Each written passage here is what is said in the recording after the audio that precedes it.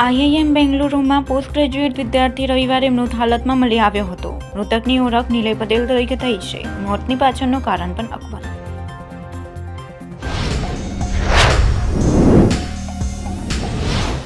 ગુજરાતના સુલપાનેશ્વર વન્યજીવ અભયારણ્યમાં એક વિચિત્ર ઘટના બની છે, જેમાં એક સાધીના મોત પછી આઘાતના કારણે અન્ય 7 કાળિયાના મોત થયા છે.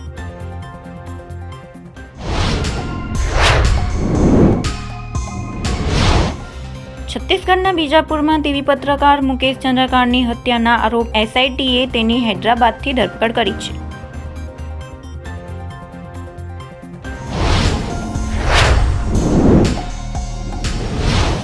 ગાંધીધામના વેપારીને પંજાબના દંપતીએ ધંધામાં 64.86 લાખ પડાવી ચૂનો ચોપડ્યો હોવાની ઘટના સામે આવી છે. મુંબઈની હોસ્પિટલમાં કોન્ટ્રાક્ટ પર કામ અપાવવાની લાલચ આપી હતી.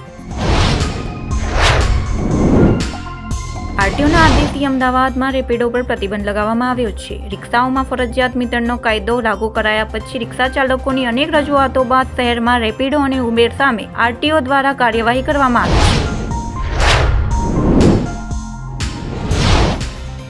સુરતમાં માતા પિતાએ ધોરણ 8માં અભ્યાસ કરતી દીકરીને મોબાઈલ બાબતે ઠપકો આપતા તેને આપઘાત કર્યો છે. પોલીસે આ મામલે ગુનો નોંધી વધુ તપાસ હાથ ધરી હતી.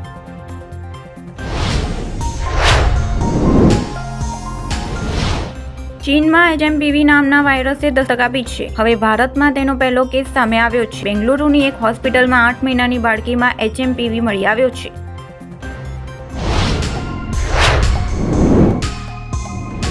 પટનાના ગાંધી મેદાનમાં અચોક્કસ મુદ્દતથી ભૂખ હડતાલ પર બેઠેલા જન સૂરજના વડા પ્રશાંત કિશોરને પટના પોલીસે પહેલા અટકાયત લીધા પછી ધરપકડ કરી છે. સમર્થકોએ પોલીસ પર ગંભીર આરોપો લગાવ્યા છે.